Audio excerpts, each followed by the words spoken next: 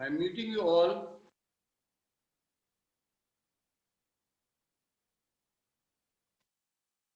Thank you.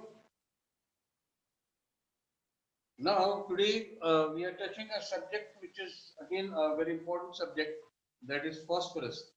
But before we go into phosphorus, I'd like to draw your attention to a very important part of phosphorus because it is known as the king of tubercular miasm. Phosphorus is known as the king of tubercular miasm.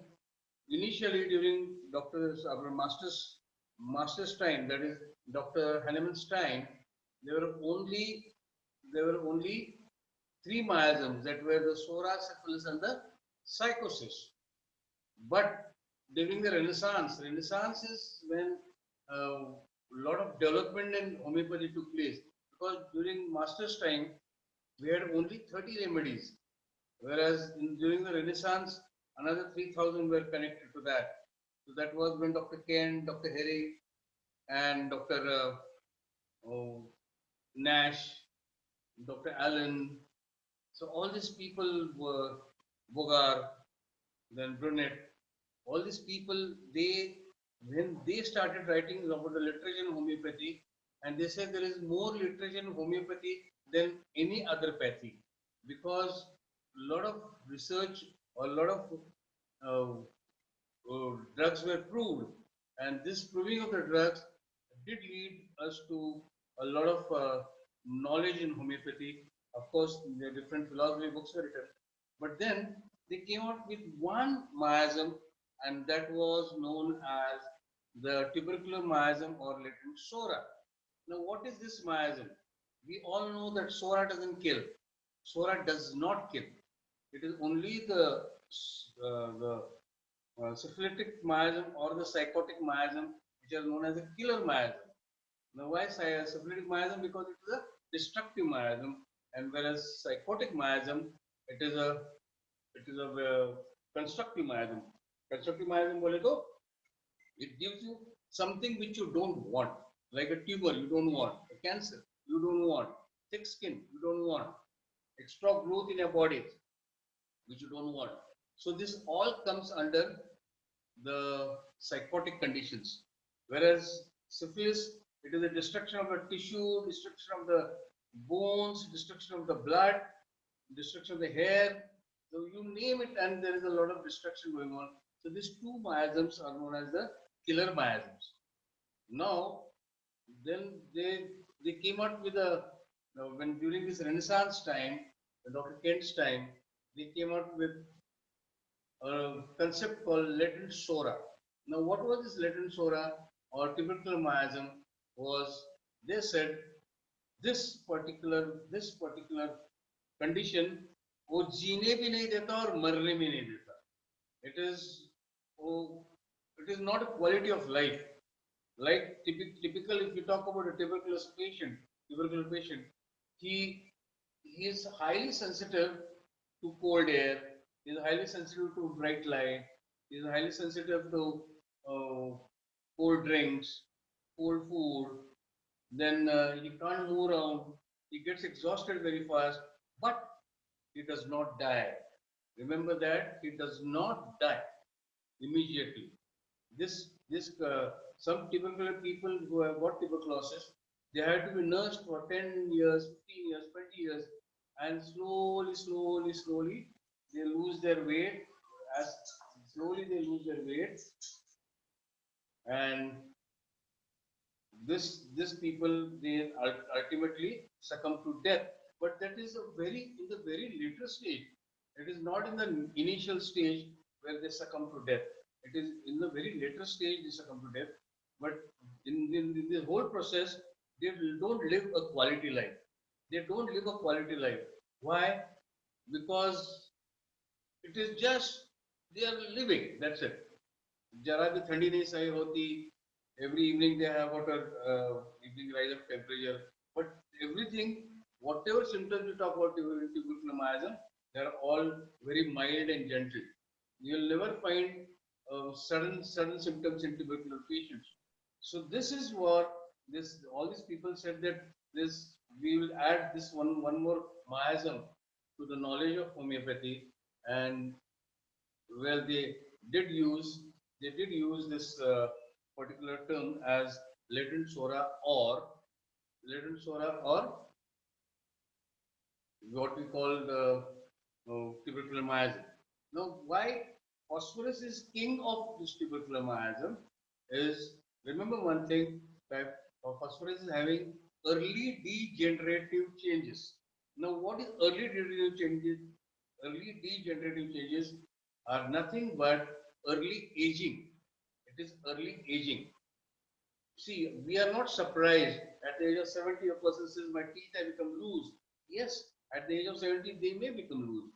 Or if we, after age of 80 he says that I can't see for a long, I mean, I can't see far off. So yes, that is one part of the parcel of, I mean, the sight is degenerating. If he says that I can't hear very well, so it is a part of the degeneration. But that is because of old age. If a person doesn't degenerate, he is not going to die. He'll live for hundreds of years.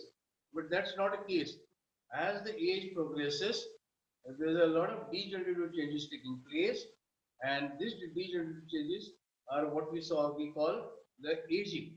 But in phosphorus, we have early degenerative changes, and one of the few examples in phosphorus, like a lot of problems are there in phosphorus, but you first remember one thing: phosphorus, the personality of phosphorus, he is lean, thin, emaciated. He lean, thin, emaciated, with stoop shouldered. He walks with a stoop. He walks with a stoop, and also he's he's got very sharp features. Why sharp features? Because there's no fat. If there's no fat on your face, naturally your nose is going to look long, your eyes are going to look bright, because there's no fat which is overlapping your face anywhere. So they say he's having sharp features, high brows, sharp features, and all these things you find in phosphorus. Then the children who have grown very rapidly. Now, what happens if someone grows very rapidly? Here we come across again what we call, here we again we come across what we call the,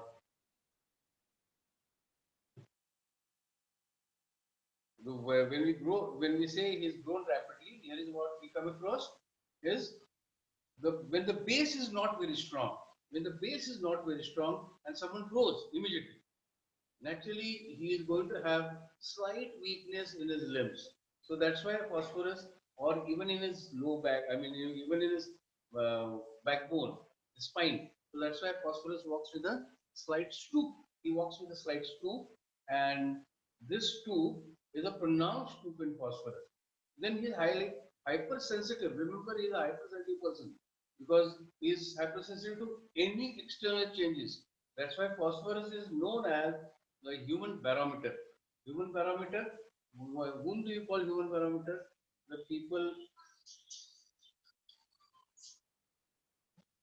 whom we call human barometer, the people who are, remember one thing, my dear, the people who are very sensitive to, like aggravation before a thunderstorm. Why before a thunderstorm?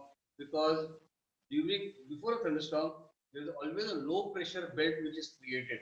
There is always a low pressure belt which is created, and that is a time. That is a time when you realize that because of the low pressure belt, that is a time when you realize there is no wind blowing. So before a thunderstorm, the whole thing is low pressure, and during the thunderstorm, now suddenly the wind starts flowing from all over, and then there's a thunderstorm. So phosphorus is highly, and then he is a very good mimic also. They say phosphorus is an excellent mimic. वो mimicry बड़ी बढ़िया बना सकता है, because again you to be make a good mimic, you have to be a very sensitive person. You should perceive what the person from the opposite person is see. You see in the opposite person, his habits, his walking style, whatever it is. So all these things do matter whenever you talk about being a good mimic, because you have to see, you have to understand, you have to study all his movements. Now, in phosphorus, one of the classic cases of phosphorus where I came across in one of my practice was one of my students, uh, Chachi was only 35 years old, young lady with two children, and suddenly she had a paralytic attack, and she was admitted with a very well-known physician of Kolhapur. So here, this student came to me. She was literally weeping. She said that, sir, my kaki is admitted with this such and such a doctor, and he says that, well, because she's young, she'll recover within 6 months, and then you have to do a lot of occupational therapy and all that.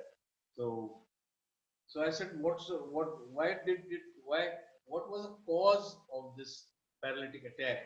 And she said it was because of apoplexy. Apoplexy is intracranial bleeding. Whenever a blood vessel it breaks open, then they can be without. I'm talking about without injury. Without injury, if the blood vessel it just breaks open when the capillary or blood vessel breaks open and there's a clot in the brain, a person can go into, for example, if it is on the right side, the person can have a left side paralysis. And if it is on the left side, can have the right side paralysis. Luckily, this lady had a clot on the right side, she had a left side paralysis, but being young and then at the age of 35, she had developed this. Then I I gave this girl who had come to me.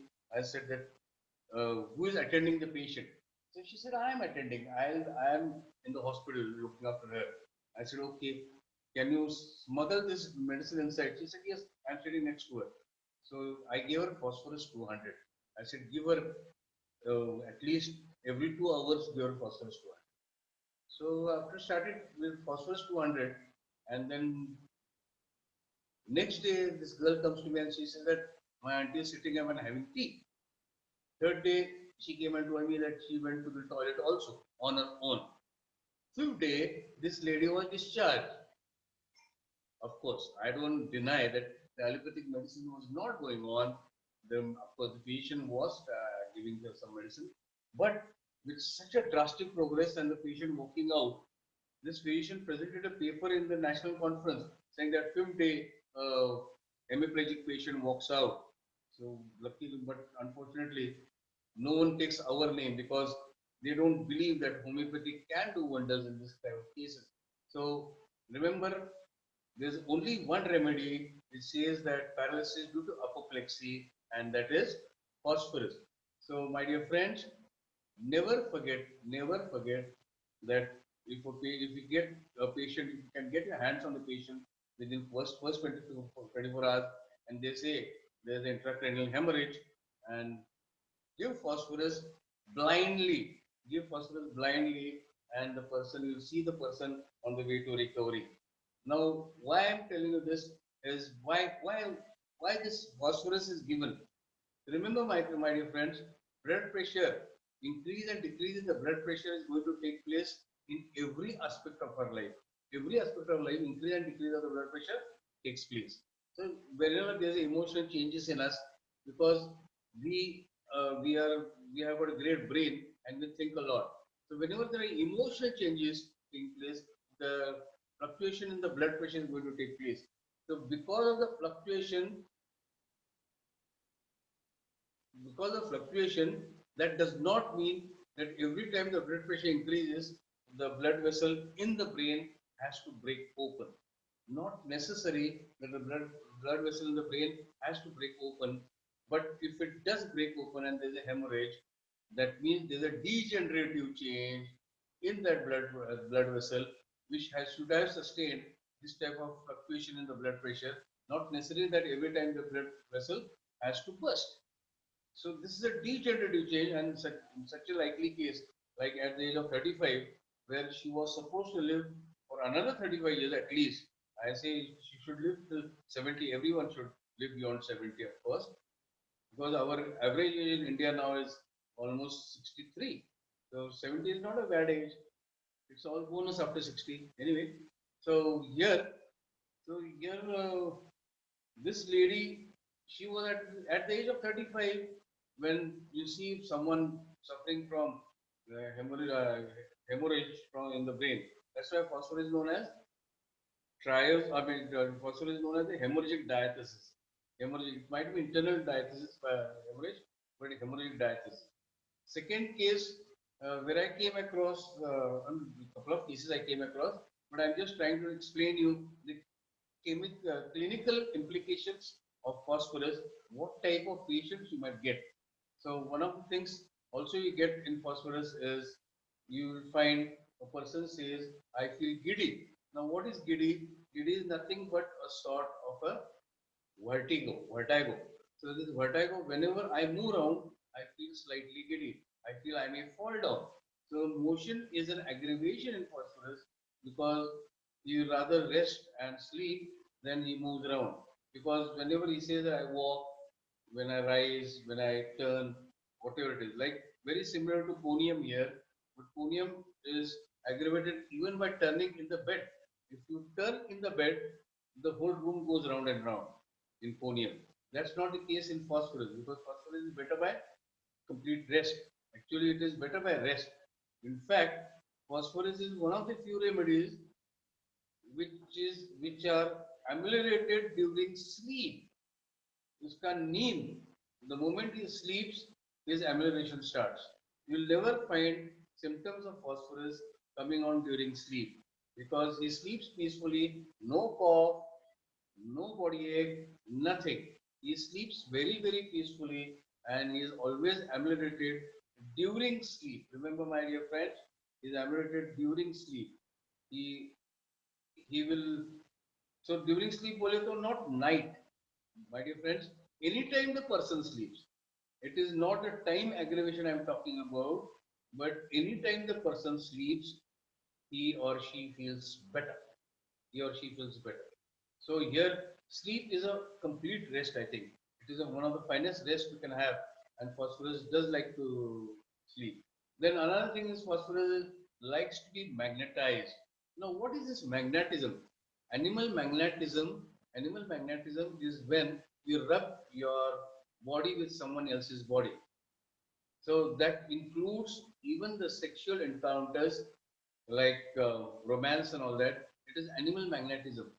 You feel better when you rub your body with someone else's. So it can be, it not necessarily it has to be from male and female only, man and a lady. It can be two friends also. Or finest example I'd like to give you is some people love to be massaged. Some people love to be massaged.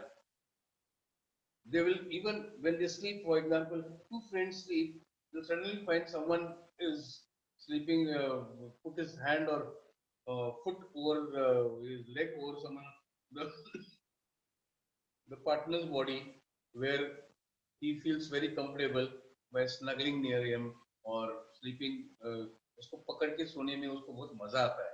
So this is all part of the animal magnetism, and phosphorus likes to be magnetized. Magnetized, magnet. There is a magnetic force even in our bodies. That's why whenever two people come together, और उसने अगर उसके बदन पे हाथ घुमा लिया और सर पे हाथ घुमा लिया और पीठ पे हाथ घुमा लिया, he just, I mean, he feels much better. So that's why they say phosphorus is better by magnetism. Magnetism is animal magnetism. Then one more thing in phosphorus I'd like to mention is the trials of burning. This is trials of burning. One is sulfur, one is arsenic, and one is phosphorus. Sulfur is basically a hot patient. He likes to uncover himself. He likes to wear very less clothes, or he doesn't like to be covered. Or even if he sleeps, you'll find his feet hanging out of the quilt or the blanket. His feet are outside the blanket because it doesn't like to be covered. That's very important in sulfur. That's why he is a hot patient. Whereas arsenic, burning is better by warmth. Burning is better by warmth. Now you'll be surprised you will say that how can burning be better by warmth? If there is a burning in the, if there is a burning in the stomach, if there is a burning in the stomach, like what we call so-called the acidity burning in the stomach, and if he takes a cup of warm tea, he feels better. So arsenic is a chilly patient. He likes to have warm drinks or warm food whenever there's a burning, and he feels better by warm food and warm drinks. Exactly opposite of phosphorus, where there is a great desire for cold food and cold drinks. There's a great desire for cold food and cold drinks because phosphorus, remember my dear friends, phosphorus has got great desire. I'm repeating it, great desire for cold food and cold drinks. Or I would add, even the ice is not cold enough. Even the ice is not cold enough. I still remember when I was in Vienna, from Switzerland. I had been to Vienna when I was studying in Switzerland. I went to Vienna, and in Vienna, I had gone to meet one of my friends, a very pretty girl from Austrian, and then she asked me that because it was winter that time and the temperature in Vienna was beyond -5. So she said, "Would you like to go for skiing?" I said, "I never skied in my life, but I don't mind going for skiing." And then she took me for skiing. Whereas I was not well prepared in clothes. I didn't have the proper fat. Because initially, basically, I'm a fat person, and she didn't have clothes which could fit me. And I couldn't afford to buy any clothes at that moment because I was a student. So whatever clothes I had, with only one feather jacket around me, I went for skiing, and I must have fallen down at least 150 times in all the directions, dorsally, ventrally, laterally, medially, superiorly, inferiorly, all the directions I fell down because though I knew road skating, but I never knew skiing. So I fell down, and then I was stiff with cold, and she challenged me. She said that if you can complete this slope without falling down, I'll give you a treat in the restaurant on the mountain top. So I was determined because well I had to impress her. She was a very pretty girl. To impress her, I did that slope without falling down, and then we sat in the chairlift. I was totally stiff with cold, very very cold. I was feeling very cold. So when we went to the restaurant, she asked me what would you like to have. I said I'll have a Hungarian goulash. It looks like the red rasa in Kolhapur, tamra rasa, red. But actually it's a tomato gravy with a lot of fat on that and vegetables. So I had that Hungarian goulash. I was sipping the Hungarian goulash, and I just went and looked around, and all these Germans, Austrians, they're having chilled beer. So I said, my God, this is something fantastic. So phosphorus does have a great desire for cold things and cold food. Another case I remember was when I started my practice. So one gentleman who was brought to me by his mother, she said that Nick, his mother came and told me that my son is very sick, and can you come and see him in the house? So those were the days when I used to go for a visit also because I needed some money that time. So then I agreed. So I went to the house and saw this gentleman was totally emaciated. He was so much emaciated that I couldn't believe because the whole cheeks had gone in, his nose was sticking out, his eyes were I mean, gone in the socket, dark circles around the eyes, and he was sitting on the bed. All the ribs could be seen individually. He was totally emaciated. I said, "What has happened?" He said that he is having cancer of the stomach and he's demanding for ice. I said, "How can cancer of the stomach is demanding for ice?" So she said, "What to do?" So I said, there's a great demand for ice, she said. So I said, what if you don't give him ice? She said that he is absolutely uh, mad about ice and he wants ice now. So I said, give him ice. She said, what are you telling, doctor? He's such a serious person. I said, by giving ice, you think that you can, by not giving ice, you think you can save him? She says, no, it is in the terminal stage. I said, okay, give him ice. So some ice was bought and he literally um, started biting on the ice and he was enjoying the ice so much. He was enjoying the ice so much and I could see some joy on his face because there was a lot of burning in the stomach. So after some time, suddenly he vomited out some brownish liquid, which was also mixed with blood, and the whole thing was vomited out. So as soon as the water goes inside, cold water goes inside, desire for cold drinks, cold food. As soon as the cold water goes inside, and then it becomes warm, it is again vomited out. So this is a typical of phosphorus. I gave him phosphorus. Those days I gave him phosphorus 30, I think. I still remember I gave him phosphorus 30, and next day morning when I went back to my clinic, I came to know that he had died. So I felt very sorry. I said I thought that phosphorus is going to help him, and it did help him. How did it help him? Because he hadn't slept for 4 5 days. So after giving phosphorus, he slept peacefully, and he died during sleep. So I feel homeopathy did its part, because if uh, if it wasn't for phosphorus, he would have suddenly uh, died a very painful death. But this death, whatever I gave him because of phosphorus, he had a very peaceful death. So that peaceful death is to die in an honorable way is also a very good thing. So this person died, but phosphorus did the trick of reducing the burning and his agony before he died. So here we are talking about the generals of phosphorus, because I won't be able to finish phosphorus in today's session. So I may need another session where we go into the details of phosphorus again. Probably, my dear friends, on Monday, if it's fine with you, we go on the second session on Monday, because I'm coming to the um, end of my lecture time on Zoom. So, shall we go in for some question and answers? Can you go in for some question and answers, please? Yes, sir. Early degenerative of the knee bones. Yeah. So in that cases, we can we think of the phosphorus Why at the not, age ma'am? of 40? Because phosphorus even opens up, even in phosphorus, even opens up the old cicatrix. Cicatrix are the scars हाँ, which are healed. Cicatrix is a scar which is healed. एक बार आपको injury हो गई, there is a cicatrix, right? right. तो उसको heal हो गया ना, तो इंजरी हील हो गई, it is a scar. So that is a cicatrix, right? Now, sometimes this cicatrix reopen. So Hmm. this is again a degenerative change, because once the scar is formed, it means it's almost permanent. But if it reopens and the wound opens, then we also can think of loss. Okay. So bony pain due to early degenerative Yes, it's a changes. part and parcel of phosphorus. Part and parcel So of, what as far as potency we should think of? correct, as far as we should have desire for cold food and cold drinks.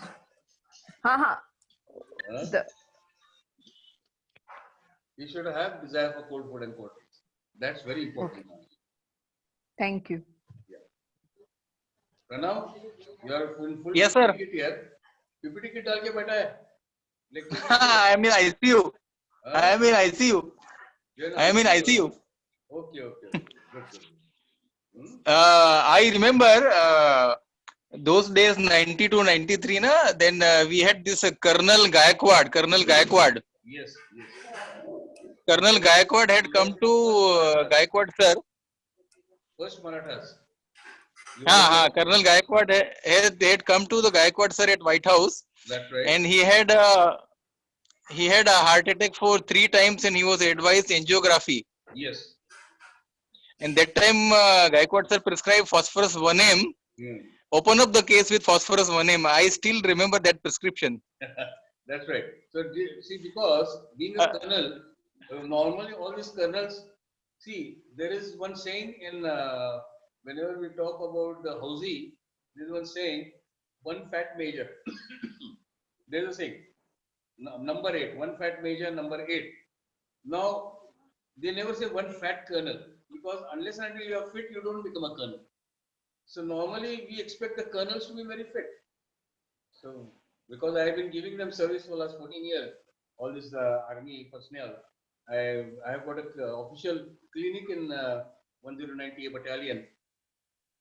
So every Wednesday morning I go there. But my dear friends, Colonel being very fit, but though he was not a smoker or he didn't have any bad habits, but still he had a severe heart attack and thrice that also. Yes, he never went under bypass surgery. You are right. He didn't have to go under bypass surgery after giving birth. हाँ हाँ विशाल विशाल phone नहीं उठा रहा है आएगा sir हाँ sir Any other question? We are continuing phosphorus. तो We are continuing phosphorus on Monday again. Is it fine? Okay, sir. Yeah, sir. Okay. Yeah. Thank you, thank sir. you Bye bye.